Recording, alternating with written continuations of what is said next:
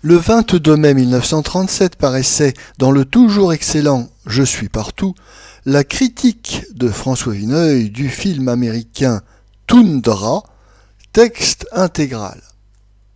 Rien de tel pour vous réconcilier avec le cinéma, après une série de vaudevilles ou d'histoires d'espionnage absurdes, qu'un film comme Toundra, où la nature et les bêtes, ces vedettes inégalables, remplacent avantageusement Greta Garbo et Marlène Dietrich, très occupées pour l'instant à faire de la démagogie du fond de leur Packard et de leur Rolls-Royce parmi les grévistes d'Hollywood.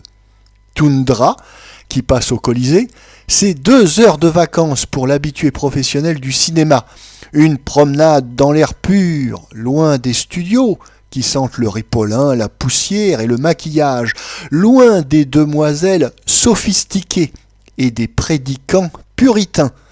Depuis Séquoia, la charmante histoire d'un daim et d'un puma, on n'avait rien vu d'aussi vivifiant sur l'écran. Encore, Séquoia était-elle déparée par un peu de sensiblerie qu'apportaient avec eux les visages humains. Toundra est au contraire un drame dont le héros n'a pas le temps de s'attendrir. C'est un jeune médecin américain, du nord de l'Alaska, qui part seul en avion pour soigner un village proche de l'océan glacial sur lequel la peste vient de s'abattre. L'appareil a une panne au milieu des glaces flottantes, percute un iceberg, prend feu. Le médecin parvient à se dégager et à gagner la côte à la nage. Son sort n'en vaut guère mieux pour cela. Il possède une chemise, une culotte, une paire de bottes, 3 cigarettes, des allumettes, un crayon, un calepin, et tout autour de lui, c'est la toundra, des centaines de kilomètres d'un désert de marais et de forêts. Comme c'est un gaillard solide et calme, il ne se tient pas pour battu. Il parvient à échapper à une ourse brune qui fait une chute effroyable en le poursuivant sur une pente glacée. Il passe la nuit dans la tanière de la bête. Au matin, il s'en va droit devant lui. Les 2 oursons, qui ont perdu leur mère, se collent à ses talons. Il n'arrive pas à les éloigner. Tant pis, ils lui tiendront compagnie. Sans doute, le rôle de ces 2 petits ours n'est pas très plausible. On s'y est attardé avec un peu de complaisance. Mais ils sont si gais, si fantasques, qu'il est bien difficile de s'en plaindre. Ils apportent dans cette pathétique odyssée la poésie folâtre des petites fables dessinées par Walt Disney. Au moins, voilà un film où la parole est réduite à son plus modeste rôle, au monologue que l'égaré tient devant ses oursons, quand la faim, l'incendie, les pumas, les bisons lui en laissent le temps.